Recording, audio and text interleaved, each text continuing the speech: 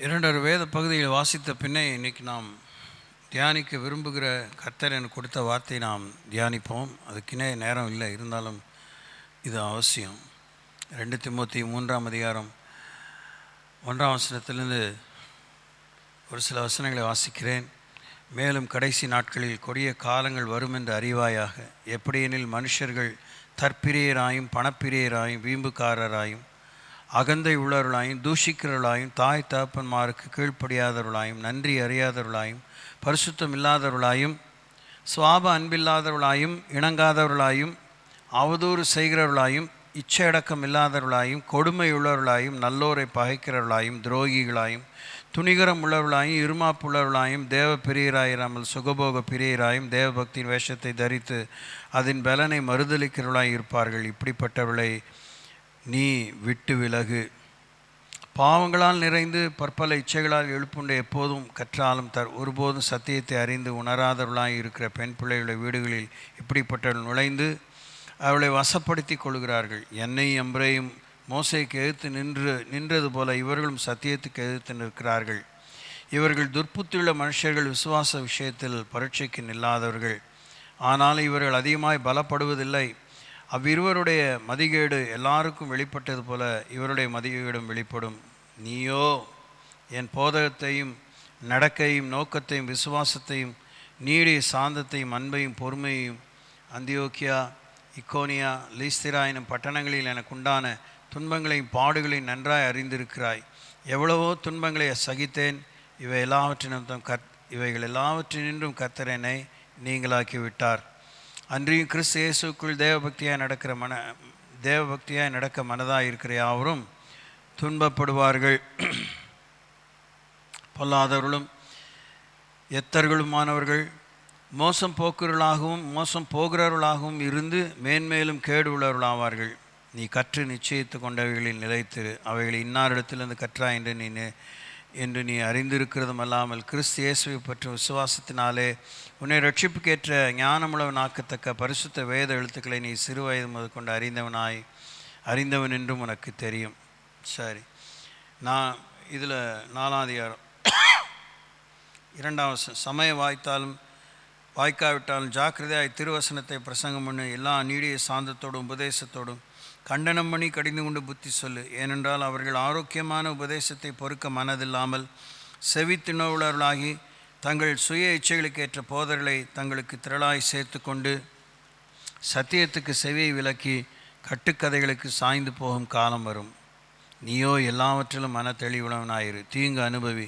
சுவிசேஷனுடைய வேலையை செய். உன் ஊழியத்தை நிறைவேற்று. இதுதான் இன்னைக்கு இப்போ நம்ம பேசி கொண்டிருக்கிற இந்த நேரத்தில் உலகத்தில் இருக்க சூழல். திருச்சபைக்குள்ளும் இதே சூழல் தான் இருக்கிறது. இதற்குள்ளாக இருந்து தான் தேவன் தன்னுடைய ஜனத்தை மணவாட்டியை பிரித்தெடுத்திருக்கிறார். பிரித்தெடுக்கப்பட்டவர்கள் திரும்பியும் வேறு பிரிக்கப்பட்டவர்கள், கிரயத்து கொண்டவர்கள், முத்திரிக்கப்பட்டவர்கள் பரிசுத்த வித்து அசுத்தத்துக்குள்ளாக திரும்பியும் கலந்து போகாதபடி சரியான கராரான எச்சரிப்புடையவர்களாக இன்னும் வாழ வேண்டிய நிர்பந்தத்தில் இருக்கிறோம்.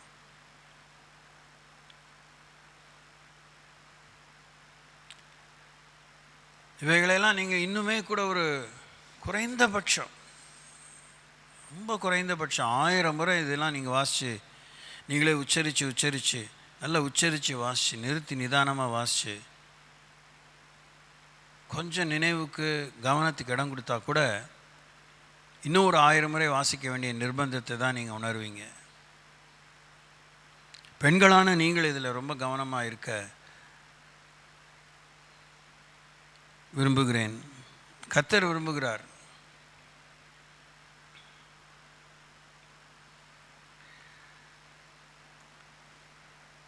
அவங்க என்ன அளவுக்கு மழுங்கி போயிருக்காங்க, மங்கி போயிருக்கிறாங்க, இருண்டு இருக்கிறாங்க என்றெல்லாம் நம்ம யோசிக்கிறோம். ஆனால் நம்ம இன்னும் எழும்பி நம்முடைய பிரகாசம், நடுப்பகல் சூரியன் எவ்வளோ பிரகாசமாக இருக்குமோ அந்த அளவுக்கு நாம் பிரகாசமாக இருந்து உதிக்கிற அந்த ஒளி நிலத்திற்கு ராஜாக்கள் மற்றவர்களாம் கடந்து வரக்கூடிய அளவு நம்ம வாழ்வு பிரகாசமாக இல்லை. அவர்களுக்கு உணர்வில்லை, அவங்க ஆண்டவரை அறியாத அளவுக்கு உணர்வில்லை. நமக்கு உணர்வில்லை, ஆண்டவரை அறிந்து ஒத்துழைக்க உணர்வில்லை, உண்மையாக நம்ம இல்லை.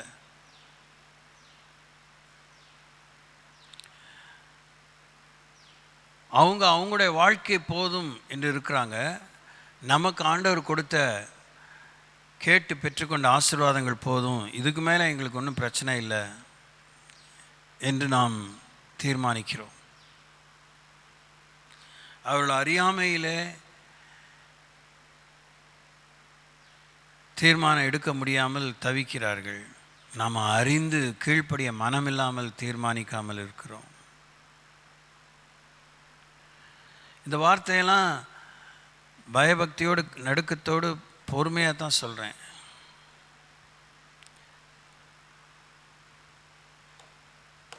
சரி, நாம் கர்த்தர் கொடுத்த வார்த்தைக்கு செல்வோம். Let's go to the book of Matthew's gospel chapter 25 verse 2. மத்தேயு 25:2. அதை கொண்டு தொடர்ந்து நாம் யோசிப்போம். அவர்களில் 5 பேர் புத்தியுள்ளவர்கள், 5 பேர் புத்தி இல்லாதவர்களாக இருந்தார்கள்.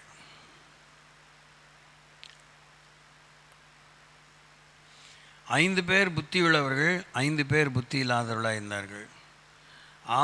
எனக்கு தெரியுமே அப்படின்னு தான் மனசு தோணும். தெரிஞ்சவங்க தான் ஊழல் பண்ணுறாங்க, தெரியாதவங்க கற்றுக்கிட்டு ஊழல் பண்ணுறாங்க. முதல்ல தெரியாதவங்க தெரியலன்னு காத்திருக்காங்க, அப்புறம் கற்றுக்கிட்டு ஊழல் பண்ணுறாங்க. தெரிஞ்சவங்க தான் துணிகரமாக இருக்காங்க, தெரியாதவங்க பல காலம் குறித்த காலம்லாம் ஜாக்கிரதையாக இருக்காங்க. அதுக்கப்புறம் என்ன துர்மாதிரியாக வாழ்கிற தெரிஞ்சவங்களை பார்த்து நம்மளும் இப்படி இருந்தால் என்ன கெட்டு போச்சு, அவங்க என்ன நல்லா தானே இருக்காங்க அப்படி யோசித்து வாழ்ந்துட்டுருக்காங்க.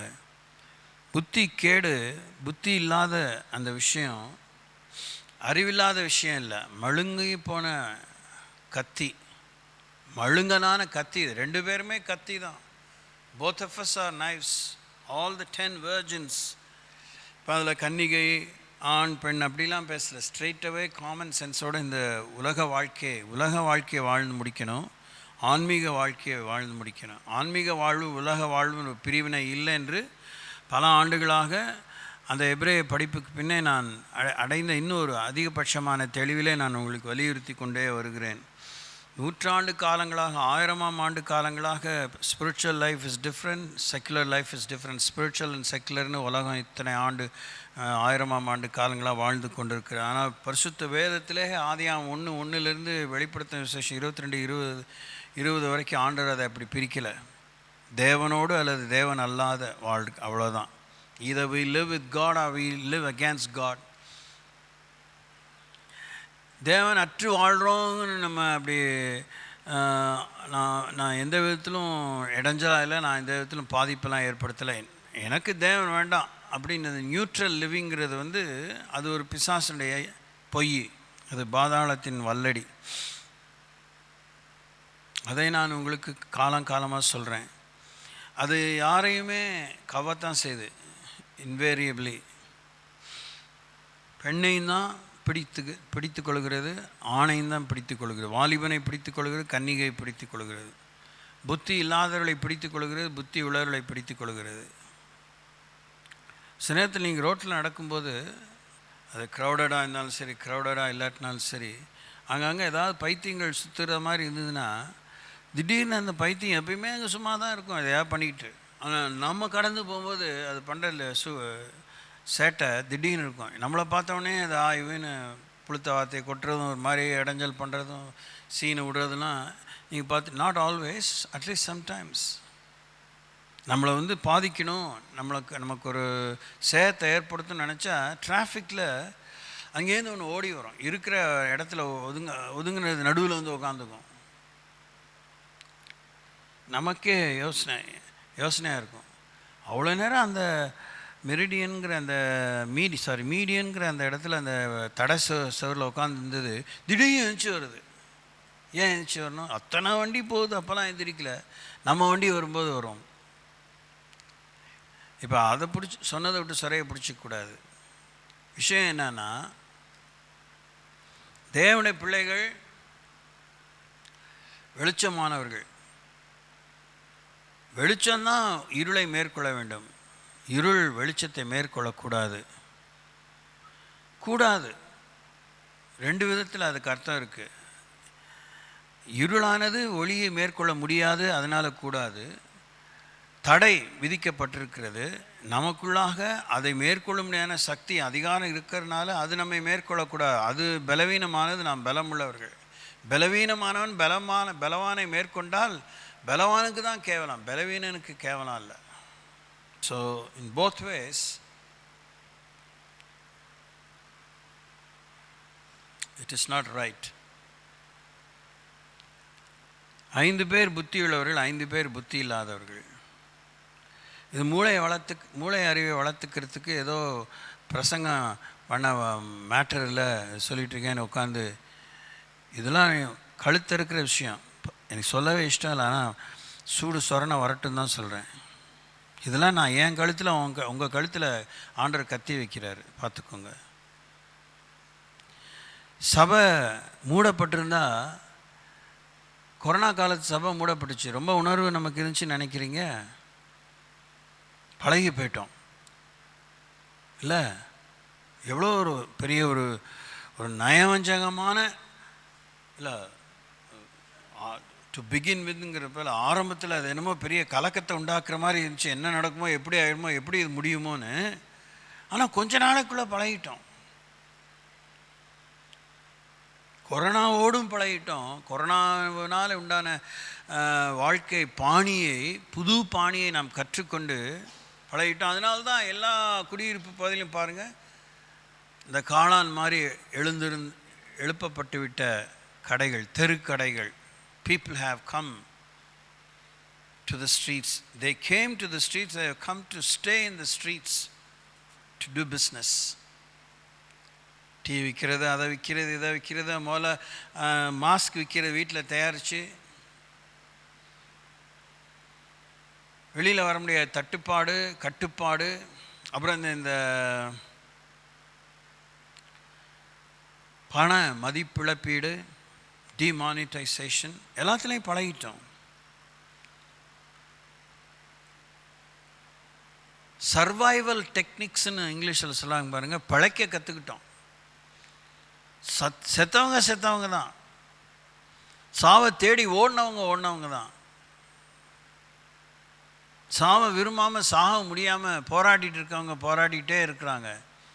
அதில் வேற ஒரு ரூட்டை பார்த்துட்டோம், வேற ஒரு பழப்பை பார்த்துட்டோம், பிடிக்கல தான். ஆனாலும் வீட்டில் எப்படி பண்ணுறது? வேலை இல்லை, வேலை இழந்து போயிடுச்சு. ஒர்க் ஃப்ரம் ஹோம், எல்லாருக்குமே ஒர்க் ஃப்ரம் ஹோம் கொடுக்க முடியாது. ஐடி பீப்புள் வேணால் இணையதளத்தோடு இணைக்கப்பட்ட பணிபுரிகிறவர்களாம் வீட்டிலேருந்து செஞ்சுருக்கலாம். என்னென்ன கேடுகள், என்னென்ன சூழ்ச்சிகள், கொஞ்ச நேரம் யோசிக்கணும். எல்லாம் தெரிஞ்சிருச்சு, எல்லாம் நடந்ததெல்லாம் பார்த்ததான்னு நினைக்காதீங்க. எதையுமே நம்ம கவனிக்கல. ஆண்டவர் இறக்க உருக்கமாக அவர் தான் நிறுத்தினார். வாஸ்தவத்துக்கு ஜபத்தினாலும் சரிதான். ஆண்டவர் தன்னுடைய பிள்ளைகளை ஜபத்தை மதிக்காமல் இல்லை. யார் மெய்யாக கண்ணீரோடு ஜெபிச்சாங்க நமக்கு தெரியாது. அந்த தாவீதின் காலத்தில் உண்டான கொள்ளை நோயை ஆண்டவர் நிறுத்தினது போல் ஒப்பாரி வச்சார்ல, என்ன நீங்கள் கொண்டுருங்க, ஜனங்களை ஒன்றும் செய்யாதீங்க அப்படின்னு. அது மாதிரிலாம் இன்றைக்கி நம்மக்கிட்ட ஜபம் இல்லை. we want to survive, we want to play the game very safely. இதை போதனை பாணியில் நான் சொல்லலை, எனக்கு வேறு எப்படி சொல்ல தெரில. இப்போலாம் சட்ட துணிமணியை தான் போட்டிருக்கீங்களே, அம்மனமாக இருக்கிற போல தான் இருக்குது. கேவலமாக வெக்கங்கட்டு இன்னொன்று கையாளாதானா இருக்கேனே, ஏதாவது செய்யுங்க. அதனால் நான் நல்லவன் கெட்டவன்லாம் சொல்லிக்கிறதுக்கெலாம் ஒன்றும் இல்லை. என்னிடத்தில் தேவன் என்னிலே முதலீடு செய்ததுக்கேற்ற நன்றி, அதுக்கேற்ற அவருக்கு வர வேண்டிய லாபம் கொஞ்சமாச்சும், இஃப் நாட் கெயின், முதல் அசலுக்கு மோசம் இல்லாமல் நான் வாழணுமே. நான் லாபம் தான் கொண்டு வராட்டினாலும் அக்கினியில் ஆகப்பட்டு தப்பின கொள்ளியை போல ஆச்சு நான் இருக்கணுமே.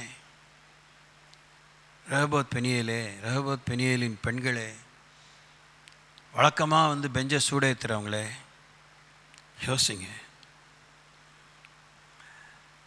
காலம் கடைசி, பயங்கரமான நெருக்கத்தின் காலத்தில் இருக்கும்.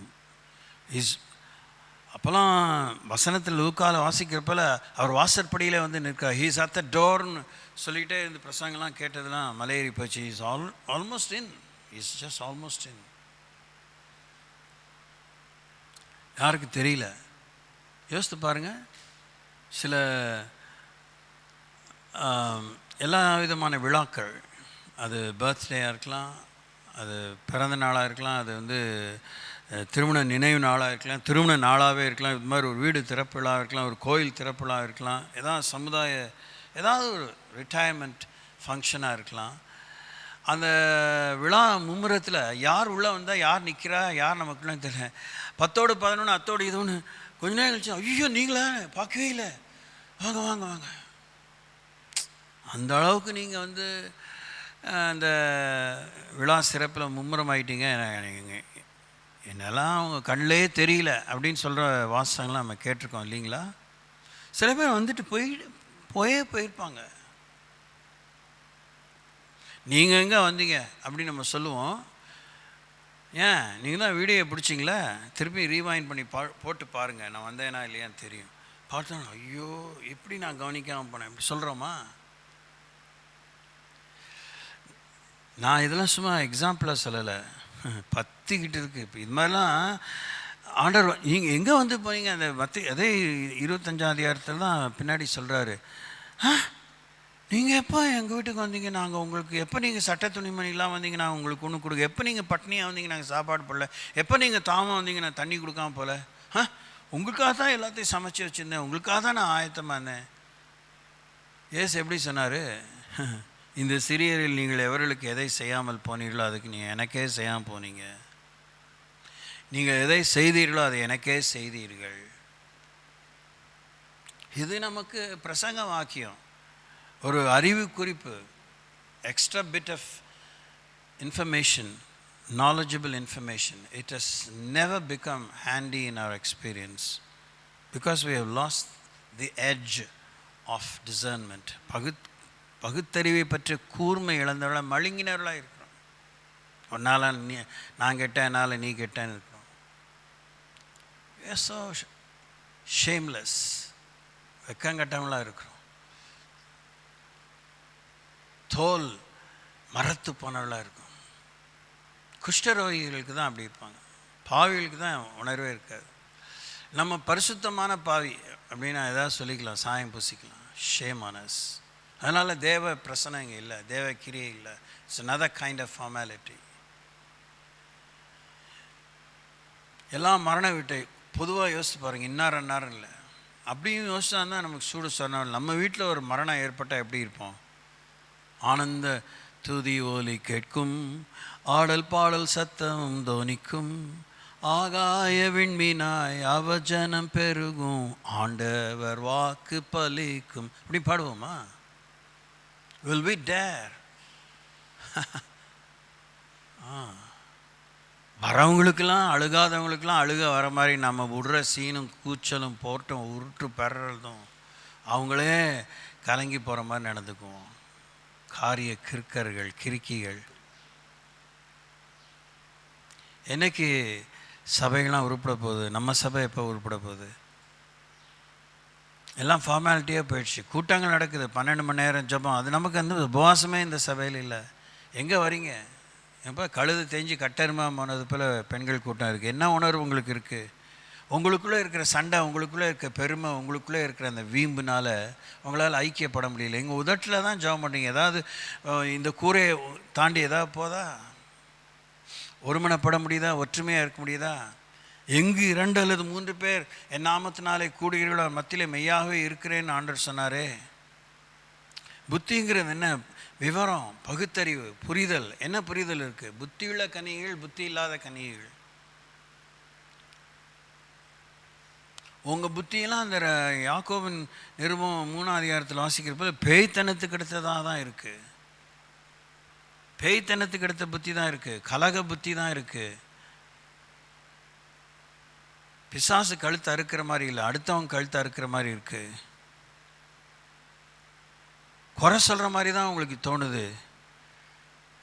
நான் கூர்மை இழந்திருக்கிறேனே, நான் வல்லமை இழந்திருக்கிறேனே, வரமே இல்லாமல் வறண்டே இருக்கிறேன். வறட்சியை பற்றி பழகிட்டேங்க, வறண்டு போயிடுச்சு, பழகிடுச்சு.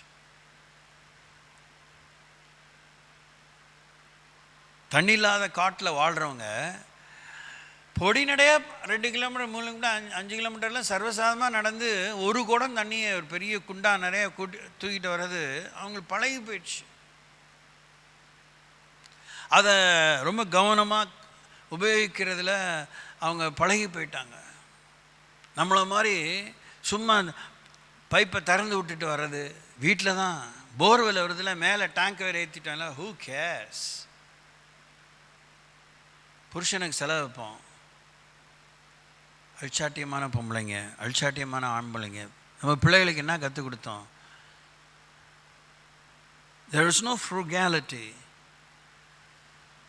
கஞ்சத்தனம் வேணா இருக்கும், கருமித்தனம், கசப்பான கருத்து போன கருமித்தனம் இருக்கும்.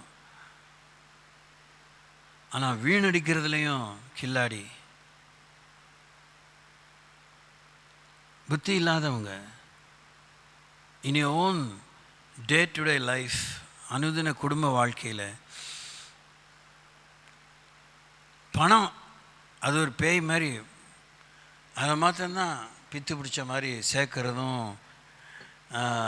முடிச்சு வச்சுக்கிறதும் இல்லைன்னு மறுதளிக்கிறதும் பஞ்சப்பாட்டு பாடுறதும் சூப்பராக சீன் விடுறதும்.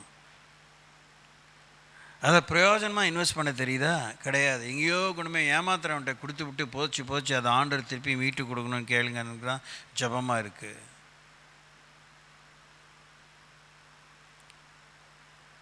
குடும்ப நிர்வாகத்தில் உங்கள் பிரகாசம் எப்படி இருக்குது?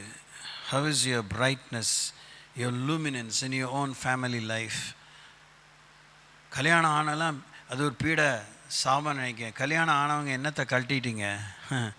என்ன அப்படியே கழிப்பும் ஆட்டம் பாட்டமாக இருக்குது. இஞ்சி தன குரங்கு மாதிரி தான் அலையிறீங்க. Who is impressed about your married life? Who is impressed? Does your husband is your husband impressed about you?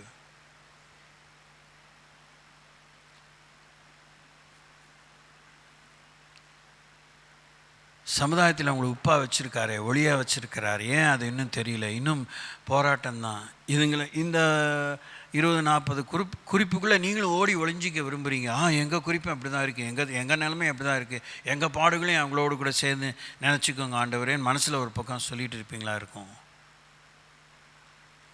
அவர்களை விட நாங்கள் நல்லா தான் இருக்கோம், அவங்களுக்காக எங்களை ஜபிக்க வச்சுருக்கீங்க, எங்களுக்கு இந்த விடுதலையும் சுதந்திரம் கொடுத்துருக்கீங்க, நமக்கு நன்றி அப்படின்னு நம்மளால் தைரியமாக சொல்லி ஜபிக்க முடியுதா? திராட்சரசமும் தானியமும் நிறைந்திருந்த அவருடைய காலத்தின் சந்தோஷத்தை பார்க்கல என் உள்ளத்தில் அதிகமான சந்தோஷத்தை தந்தி தாவீது அட்லீஸ்ட் 1 டைம் சொல்ல முடிஞ்சு. அதை ரொம்ப நோட் பண்ணி பரிசுத்தான் பைபிள் எழுதியிருக்காரு. நாம் எல்லோரும் இந்த அளவு காய்ச்சி ஒரு பிரகாசத்தை காமிச்சா தான் முடியும். பாருங்கள், நம்மளை ஒவ்வொன்றும் அப்படியே கட்டி வச்சிருது, லாக் பண்ணிடுது, முடக்கி வச்சிருது.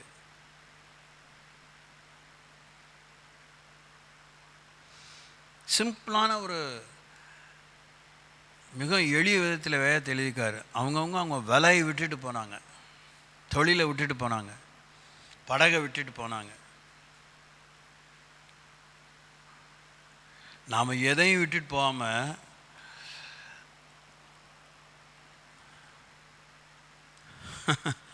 நான் யோசிப்பேன் ஆச்சரியமாக. வாசிச்சரைக்கும் கவனிச்சே தான் வாசிச்சேன்னு நினைக்கிறேன். மேபி இன்னுமே எனக்கு கண் தெளிவாக இல்லாமல் இருந்து பார்க்காம போயிருந்தால் அது என் குறை தான், அதில் மாற்றுக்கிறதுக்கு இடம் இல்லை.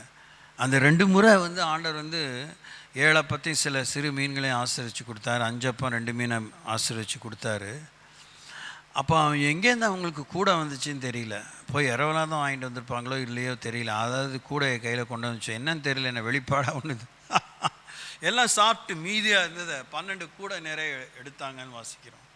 அங்கேயுமே 7 அப்பத்தில் கொண்டு செஞ்சதுலேயும் அவங்க கூட நிறைய எடுத்தாங்க பார்க்குறோம். எத்தனை கூடன்னு அங்கே சொல்லப்படலை. We bring all kinds of baskets, all kinds of bags, hold alls. We bring them along with us.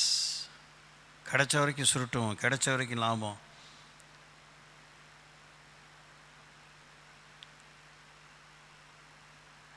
ஆர்பிஎம்மே உங்ககிட்டேருந்து கடவுள் நிச்சயமாக எதிர்பார்க்குறாரு. எவனிடத்தில் அதிகமாய் கொடுக்கப்படுகிறதோ அவனிடத்தில் அதிகமாய் கேட்கப்படும்.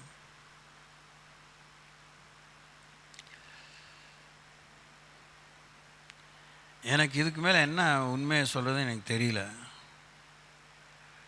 ஒரு நாளாச்சு நான் சந்தோஷமாக ஓகே ஃபைன் அப்படின்னு நான் வந்ததே இல்லை. இந்த வார்த்தையை தான் சொல்லணுமா, இதுதான் எனக்கு கொடுப்பீங்களா? இப்போ கூட உங்களுக்கு நான் இதை ஏன் சொல்கிறேன், அந்த நோட்டு நிறைய 2 நோட்டு நிறைய அவ்வளோ செய்திகள் இருக்குது. சும்மா உட்காந்து படித்து நோட்ஸ் எடுத்துக்கிட்டே எதாவது பண்ணிடுது. அதுவுமே தேவன் கொடுத்தது தான், அதுவும் வசனத்திலேருந்து தான் வந்தது தான். ஆனால் இதை சொல்கிறேன், கீழ்ப்படிஞ்சு சொல்கிறேன். கொஞ்சம் மனசோடு தான் சொல்கிறேன். மனசு இல்லாமல் சொல்கிறதுங்கிற விட அதை சொல்லும்போது கீழ்ப்படியும் போது நான் கற்றுக்கிட்டே தான் சொல்கிறேன். இது ஒரு பெண்களுக்காக சொல்கிறதா யோசிக்கல, சபைக்காக சொல்கிறதா யோசிக்கிறேன். ஆனால் பெண்கள் கூட்டத்தெல்லாம் நிறைய நீங்கள் மாட்டிக்கிறீங்க, நிறைய கேட்டிருக்கீங்க. இந்த சபையினுடைய பெண்கள் தான் உங்கள் மேலே தான் எல்லா கணக்கு விடியுது பார்த்துக்கோங்க. அதனால் நீங்கள் போய் எல்லா தூக்கமின்மை, ஓய்வின்மை, எல்லா வேலை எல்லாத்து மத்தியிலையும் தியானம் பண்ணி எங்களை நீங்கள் ஏற்ற துணையாக மாற்றுங்க. எங்களை இங்கே ரெஸ்கியூவர்ஸ், எங்களை விடுவிக்கும் பெண்களாக மாற்றுங்க. எங்கள் மூலமாக காரியங்களை செய்யுங்க. நீங்கள் கேட்கணும். You need to very much. 5 பேர் புத்தி உள்ளவங்க, 5 பேர் புத்தி இல்லாதவங்க.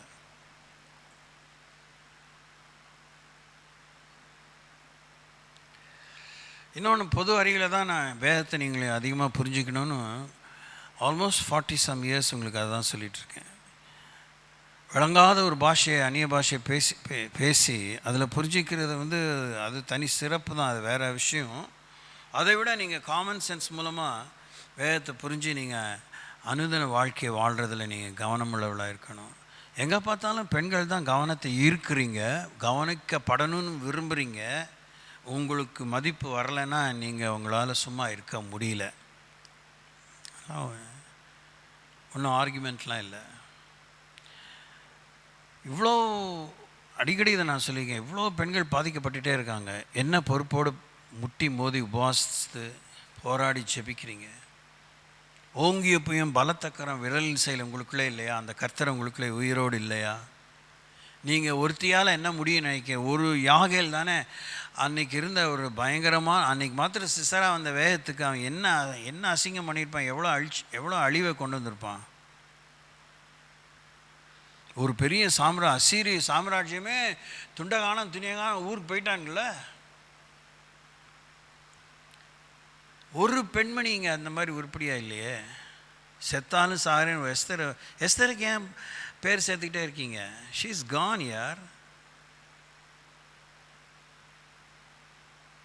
அந்த எஸ்தருக்கு நீ ஏமா பேர் சேர்க்குற? எப்படி நீங்கள் விரைக்க பார்த்தாலும், எப்படி முறைக்க பார்த்தாலும், எப்படி பித்துக்குழி மாதிரி பார்த்தாலும் சத்தியம்தான். Why are you not rising up? Why don't you realize? உங்கள் கண்ணீருக்கு பலன் உண்டுன்னு ஒரு கடவுள் சொல்லியிருக்க போக உங்கள் கண்ணீர் ஏன் இவ்வளோ கேவலமாக உங்களை அதை பார்த்து எவனாவது மதிக்கிறானா? உங்கள் வீட்டு ஆம்பளை உங்கள் கண்ணீரை மதிக்கிறானா? ஆரம்பிச்சிருச்சே அது பிசாசு சனியை. அப்படி வேலைக்கு போயிடுறான், என்னத்தையோ பண்ணி தொலைன்ட்டு தான் போகிறான். அம்மா நீ நினச்சது செய்யின்னு சொல்கிறானா? சொல்லியிருப்பானா ஏதோ ஆம்பளை? ஏன் உங்களுக்கு அந்த ஒரு வைராக்கியம் வரணும்? ஒரு புத்தியோடு ஒரு வீராப்பு. எதுக்கு மட்டித்தனமான வீராப்பு? குடும்ப வாழ்க்கையிலையுமே நீங்கள் ஏன் ஒரு சாதனையாக இல்லை?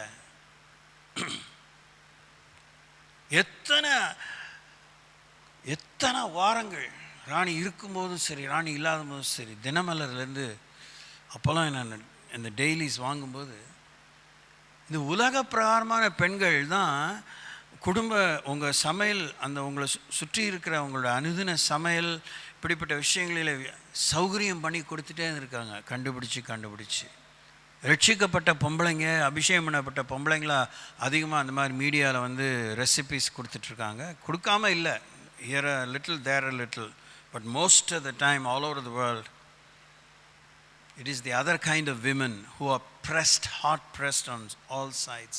வேலைக்கு போகிற கெரியர் விமன், வீட்டில் நெருக்கத்தில் இருக்கிறவங்க, ஒன்றும் இல்லாதவங்க, வேலை செய்ய முடியாமல் போராடுறவங்க, நோய்வாய்ப்பட்டவங்க, எதாவது யோசித்து they come up with new ideas, they find new utensils, they share the idea, somebody invents some gadgets, ஏதாவது ஒரு டூல், கிச்சன் டூல்ஸை கண்டுபிடிக்கிறாங்க. அதை உபயோகிக்க கூட தெரியல ஆண்டோடைய பிள்ளைகளுக்கு. ஆவிக்குரிய வரங்களை தான் நீங்கள் ஆவிக்கிற வரம் இருந்தால் தானே உபயோகிக்க முடியும். ஆவிக்குரிய வரம் பெற்று உபயோகிச்சிருக்கீங்களா? இருளை போக்கி இருக்கீங்களா? வியாதியை வென்று இருக்கீங்களா? வறுமையை வென்று இருக்கீங்களா? அவநம்பிக்கையை வென்று இருக்கீங்களா? புத்தி உள்ளவங்க படித்தவங்க இருக்கிறீங்க, மண்டை காயிற படிப்பை படிச்சிருக்கீங்க, but you are so useless for practical living to overcome all challenges or mundane challenges. வழக்கமாக வர சவால்களை உங்களால் மேற்கொள்ள முடியல. சொகுசு தான் உங்களுக்கு தேவைப்படுது, ஆறுதல் தேவைப்படுது, லக்ஸரி தேவைப்படுது.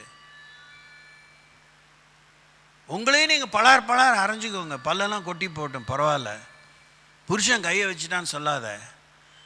You beat yourself.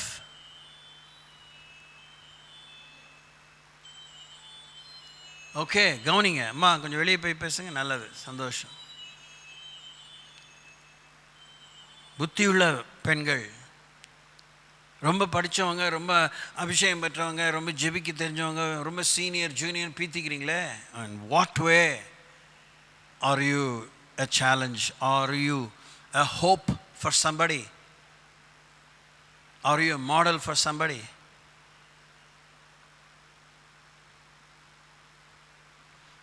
இந்த மாதிரி கேட்க உங்களுக்கு பிடிக்கல.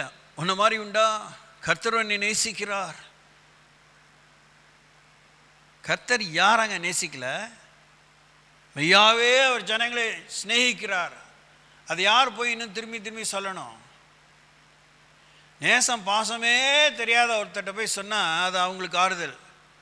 அவருடைய நேச குமாரத்திகளும் அவர் ரத்தத்தால் மீட்டுக்கொள்ளப்பட்ட உங்களுக்கு நேசிக்கிறான் சொன்னால் என்ன நக்கல் பண்ணுற மாதிரி இருக்குது. Daily I love you darling சொல்லியிருக்கேன்னு அப்படின்னு இந்த குடும்ப வாழ்க்கையில் டெய்லி ஒரு நாளாவது ஒய்ஃபை பார்த்து ஐ லவ் யூன்னு சொல்லுனேன். என்ன தான் உலகம் எப்படி போயிருப்பானுங்க, ஏமாத்து வேலையை கற்றுக் கொடுக்குறாங்க.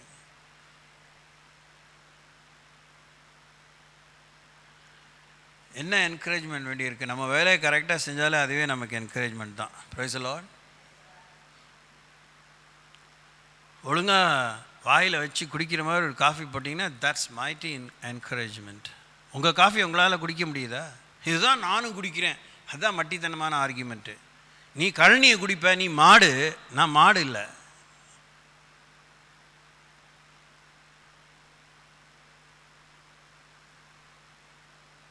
கவனிங்க, சீன்லாம் விடாதீங்க, துணிகரமாக இருக்காதீங்க.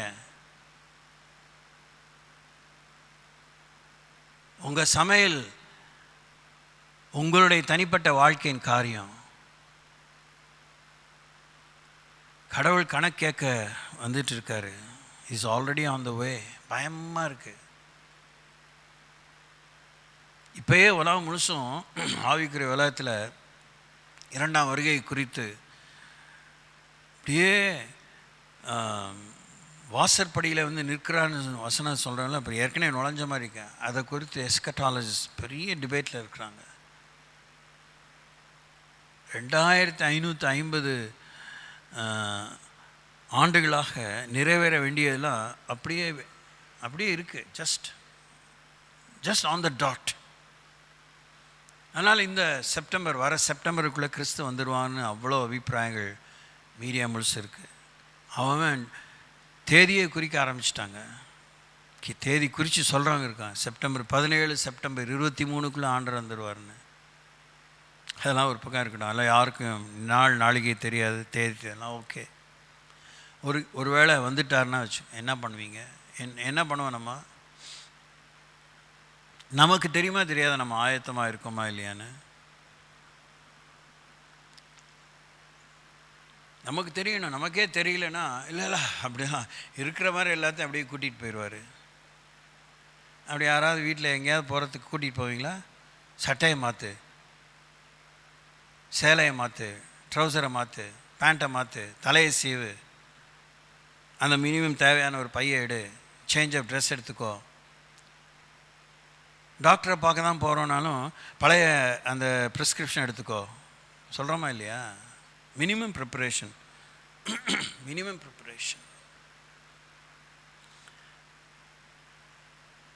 தலை விரிச்சு போட்டால் ஒரு இடத்துக்கு ஓடுறோம்.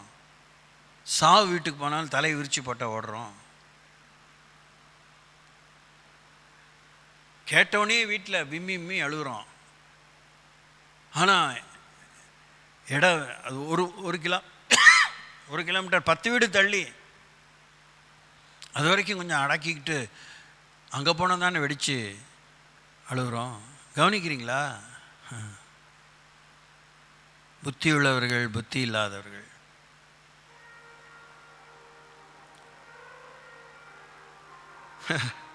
மணி அடிச்சிருச்சு இல்லை, இன்னும் புத்தி மேய போயிடும். மத்தேயு சுவிசேஷம் 7ஆம் அதிகாரம் 24ஆம் வசனத்திலிருந்து 27ஆம் வசனம் வரைக்கும். ஆகையால் நான் சொல்லிய இந்த வார்த்தைகளை கேட்டு இவைகளின்படி செய்கிறவன் எவனோ, செய்கிறவள் எவளோ, அவனை அவளை கண்மலையின் மேல் தன் வீட்டை கட்டின புத்தியுள்ள மனுஷிக்கு ஒப்பிடுவேன். பெருமழை சொரிந்து பெருமெள்ளம் வந்து காற்று அடித்து அந்த வீட்டின் மேல் மோதியும் அது விழவில்லை. பெருமழை, பெருவெள்ளம், காற்று, அதுதான் இப்போ புரட்டிகிட்டு இருக்கு. சும்மா அந்த குறிப்பில் அதுக்கு மேலே எழுத முடியாது. நீங்கள் வீடியோவில் பார்த்துருப்பீங்க, இல்லை நியூஸில் பார்த்துருப்பீங்க. ஜம்மு காஷ்மீர் எப்படி புரட்டி போட்டுச்சு, பாகிஸ்தானை எப்படி புரட்டி போட்டுச்சு. எத்தனை தேசம் கண்ணீரில் இருக்குது, எத்தனை எல்லைகள் வெள்ளத்தில் மூழ்கி இருக்குது, சுனாமியில் மூழ்கி இருக்குது, எரிமலை சீற்றத்தில் மூழ்கி இருக்குது, நிலச்சரிவில் மூழ்கி இருக்குது. எத்தனை தேசத்தில் தண்ணி இல்லாமல் வறண்டு இருக்கிறாங்க. எத்தனை தேசத்தில் கொள்ளை நோய், எத்தனை தேசத்தில் பொருளாதார நெருக்கடி, போதைங்கிறோம். கூட்டமாக எல்லாம் புலம் பெயர்கிறார்கள். Nobody is very happy in their own nation. அவங்கவுங்க நாட்டில் எல்லாரும் சந்தோஷமாக இல்லை. அது பெரிய ஒரு அடையாளம். இந்தியாவிலேருந்து எல்லா நாட்டுக்கும் ஓட பார்க்குறான். அந்தந்த நாட்டில் அவன் இருக்க முடியாமல் தவிக்கிறான். அவனுக்கே வேலை இல்லை, அவனுக்கே பாதுகாப்பு இல்லை, அவனுக்கே சம்பளம் இல்லை, அவனுக்கே நெருக்கடி. எல்லாருடைய சந்தோஷத்தையும் பிடுங்கிட்டு உருவிட்டு அவங்க மனோராஜ்யத்தில் ஒரு பெரிய ராஜ்யத்தை திரைமறைவில் அந்தி கிறிஸ்து கட்டி கொண்டிருக்கிறான்.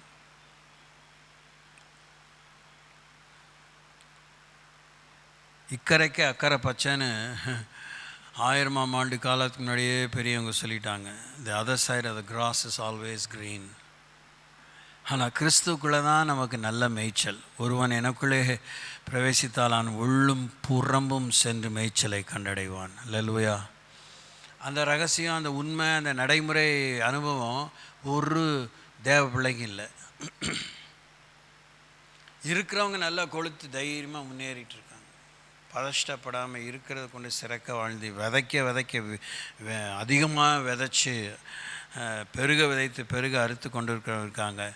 கருமித்தனம் பண்ணி பிச்சைக்காரங்களை விட கேவலமாக புலம்பிகிட்டு இருக்க கிறிஸ்தவங்களும் இருக்கிறாங்க. நீங்கள் எந்த கூட்டம்?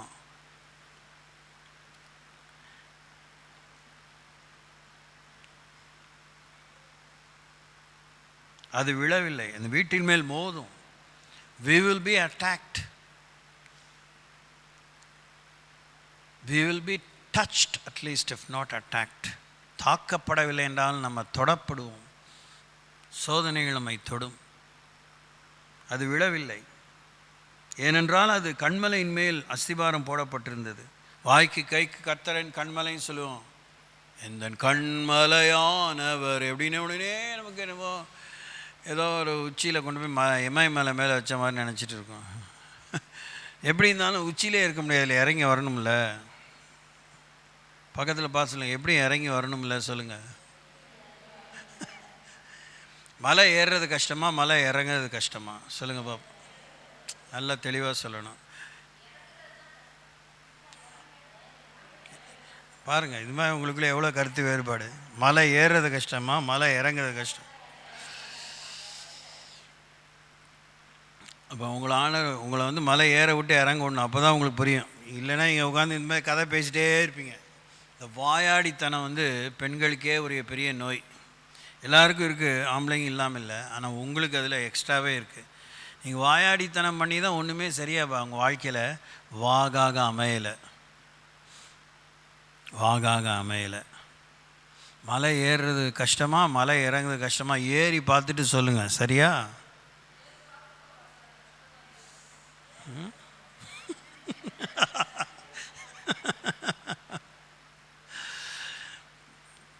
அதான் நீங்கள் சரியாக மலை ஏறலைன்னு நினைக்கிறேன்.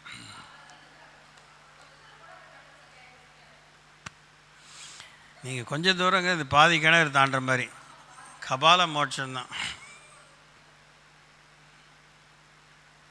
இதுலேயுமே அறவேக்காடு தான். நீங்கள்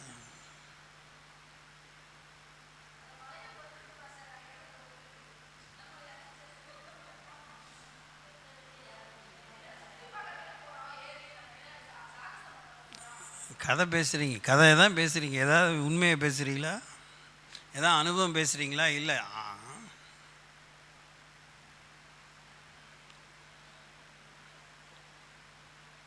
அதனால்தான் உங்களுக்கு என்ன இல்லை, புத்தி இல்லை. அறவேக்காடு. எப்ராஹிம் திருப்பி போடாத அப்பம். ரேபோத் பெனியல் பெண்கள் திருப்பி போடாத அப்பம். பக்கத்தில் பார்த்து சொல்லுங்கள், நீ ஒரு திருப்பி போடாத அப்பம். சொன்னீங்களா? நீ வேகாத மொச்சக்கொட்டை. சொல்லுங்கள்.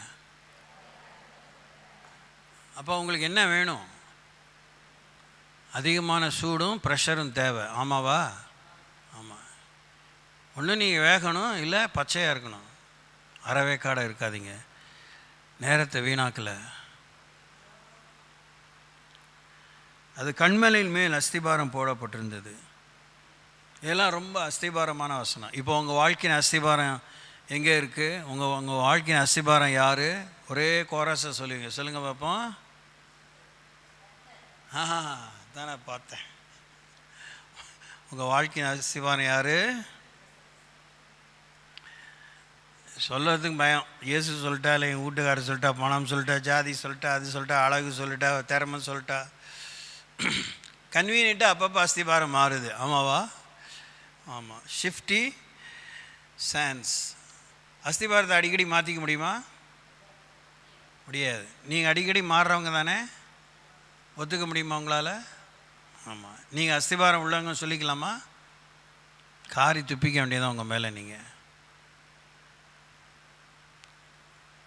உங்கள் அஸ்திபாரம் இயேசுவாக இருந்தால் உங்களை எதுவுமே அசைக்கக்கூடாது. ஊர் அசைக்கக்கூடாது, உலகம் அசைக்கக்கூடாது, கொண்டவங்க கொடுத்தவங்க அசைக்கக்கூடாது. அந்த அளவுக்கு இன்னும் நீங்கள் ஸ்திரப்படலை. ரொம்ப வருஷமாக பழகிட்டீங்க, ஸ்தோத்திரம் பண்ணி, அவ்வளோதான். சில பேர் பார்த்துருக்கீங்களா, கவனிச்சிருப்பீங்களா, ஆரம்ப வருஷத்தில் சபைக்குள்ள வரும்போது ஸ்தோத்திரமே வராது. ஷோஸ்தரிக்கிறோம், அஷ்கிரிஷ் அந்த வார்த்தையே வாயில் வராது. அதுக்கப்புறம் அல்லேலி ஒல்லேலி ஒல்லு அதை போட்டு அது அலம்பல் பண்ணுறதில்ல. ஐயோ அந்த வார்த்தையை நிறுத்திக்கப்பா, நீ கடவுளை துதிக்கவே வேண்டாம். அல்லேலிய வாயில் நுழையாது, ஸ்தோத்திரம் வாயில் நுழையாது. இப்போ ஏற்கனவே தமிழில் இங்கிலீஷ் மாதிரி தானே பேசுகிறீங்க. அவர்கள் இந்த மாதிரி தான். சுகுமி லகுதி பிலி எல்லாம் ஏட்டிக்கு போட்டியாக தான் இருப்பீங்க. புத்தி கெட்டவங்க, அதாவது படித்து படித்த முட்டாள். பக்கத்தில் சொல்லுங்கள், நீ ஒரு படித்த முட்டாள். சொல்லுங்கள்.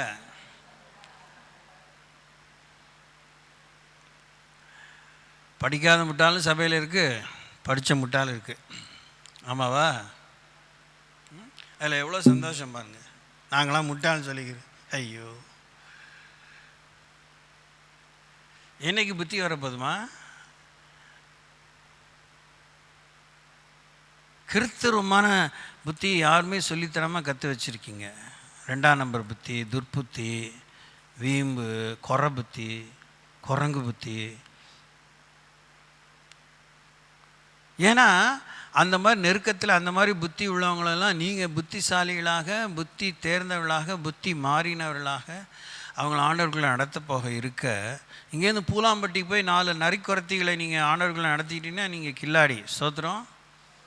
இல்லை அவர்கிட்ட ஊசி பாசி வந்து நாங்கள் வீட்டில் கோத்துட்ருக்கோம் அப்படின்னா நீங்கள் சரிந்து விழுந்தீர்கள்.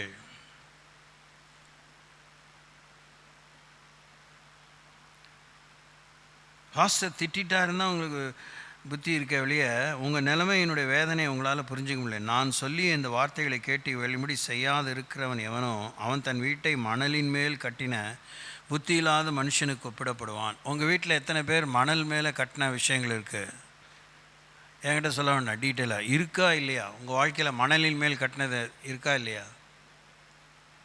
இருக்கா இல்லையா?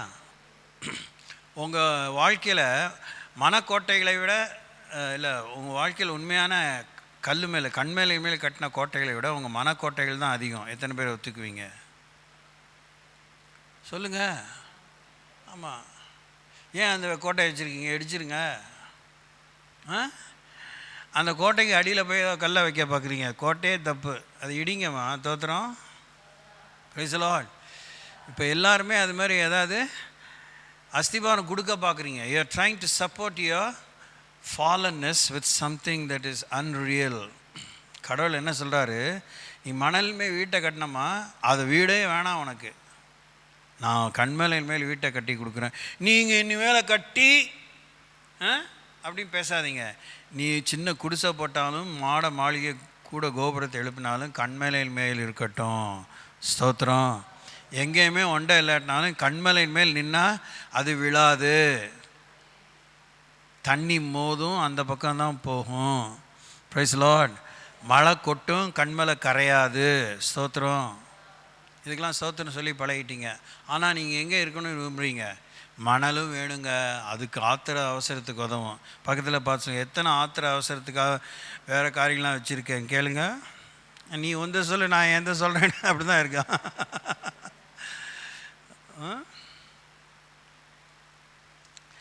இப்போ ஒரு கேள்வி, சூப்பர் கேள்வி. எத்தனை பேர் இங்கே கூடி வந்திருக்கீங்க? 3 ஒரு 10-15 பேர் இருப்பீங்க, 20 பேர் வச்சுக்கோங்களேன். இங்கே 20 பேருக்குள்ள எத்தனை பேருக்குள்ள ஆத்திரம் இருக்குது? அவங்க மாத்திரம் எழுச்சில் இல்லைங்க. சும்மா பொது அறிவில் தான் கேட்டேன். உடனே பெரிய வெளிப்பாடு வெளி எத்தனை பேருக்குள்ள ஆத்திரம் இருக்குது? அவங்க மாத்திரம் எழுச்சில் இல்லைங்க. ஆத்திரம் இருக்கவங்களாம் எழுச்சில் இல்லைங்க. இன்னொருத்தரை பார்க்காத, காது கேட்கலையே உனக்கு? ஆத்திரம் இருக்கவங்களாம் ஏஞ்சில் இல்லைங்க. இப்போ ஒருத்தி பார்த்து நான் உங்களுக்கு போய் தமிழ் புரியலையா? ஆமாம். இல்லை, உங்களுக்கு ஆத்திரம் இல்லைன்னா நீங்கள் உட்காந்துக்கலாம். எனக்கா நீங்கள் எந்திரிக்க வேணாம். ஐயோ, நான் மாத்திரம் உட்காந்து அவள் சண்டைக்கு வந்துடுவா. உனக்கு ஆத்திரம் இல்லையா? வந்தே ஒரு பெரிய ஆத்திரம்தான். இப்போ கேள்வி கேட்டேன், எத்தனை பேருக்கு ஆத்திரக்கு எழுந்துச்சு நின்றீங்க? ரொம்ப நன்றி, பெரிய உண்மையை சொல்லிட்டீங்க. இப்போ ஆத்திரக்காரனுக்கு புத்தி மட்டா புத்தி ஜாஸ்தியா? யாருக்கெல்லாம் புத்தி மட்டு அவங்களாம் ஒரு அலையில் சொல்லுங்கள். புத்தி மட்டுக்கு அலையில் சொல்லாமல் தலையில் கொட்டிக்கோங்க. யாருக்கெல்லாம் புத்தி மட்டும் தலையில் கொட்டிக்கோங்க.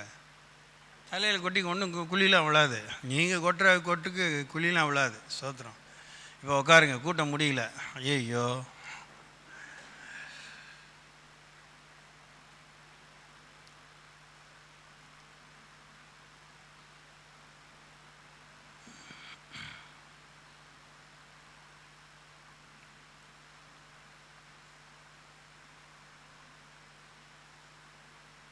இன்னொரு வசனத்தை வாசித்து நான் முடிச்சிருவோம்.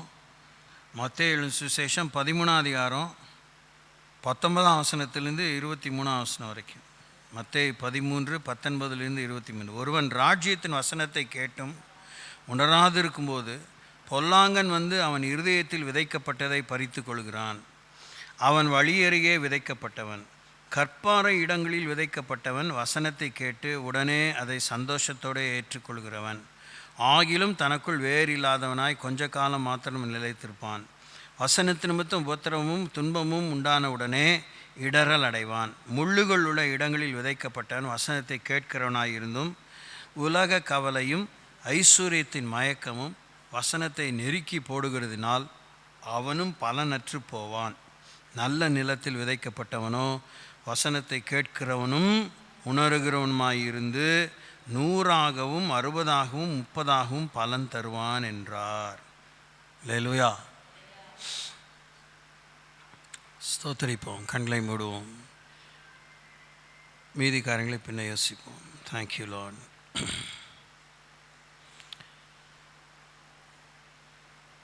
எண்டோஸ்கோப்பின்னு ஒரு சிகிச்சை முறை இருக்குது. வயிற்று புண்ணை கண்டுபிடிப்பதற்கு அந்த எண்டோஸ்கோப்பி யூஸ் பண்ணுவாங்க. கண்களை மூடுங்க. புத்தியை மேய விடாதீங்க.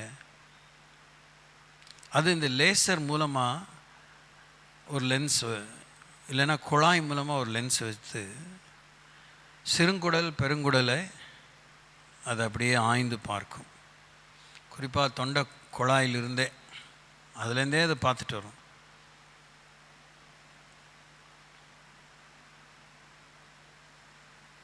உங்களை நீங்களே உயிர்த்துணருங்கள்.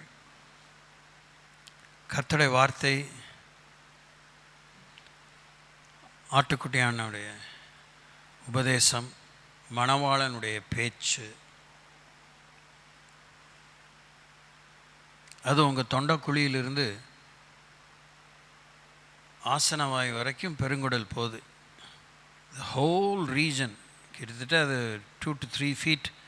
நம்முடைய முழு ஹைட்டில் ஒரு 60% அது நிறைக்குது. அத்தனை தூரமும் அது ஆய்ந்து பார்க்கிறது.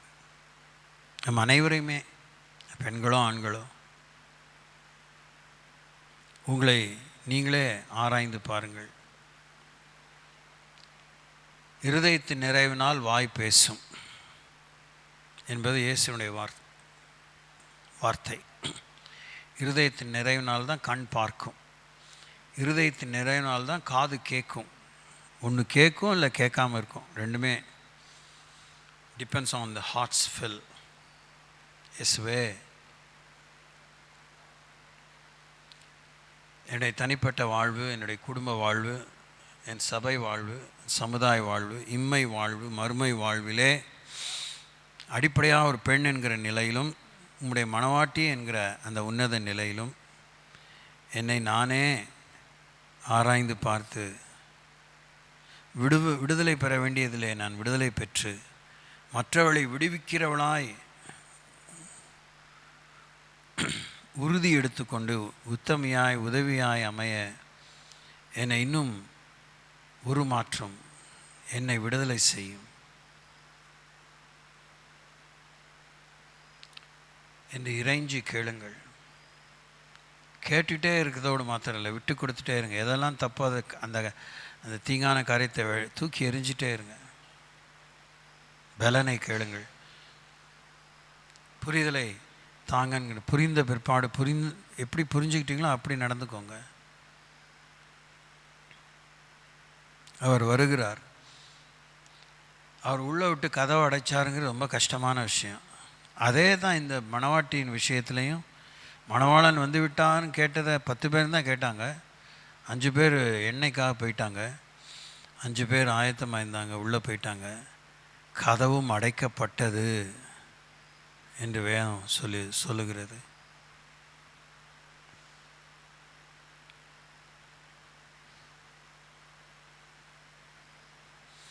நீங்களே படித்து கர்த்தருடைய வார்த்தை உங்களோடு பேச விடுங்க, இடம் கொடுங்க.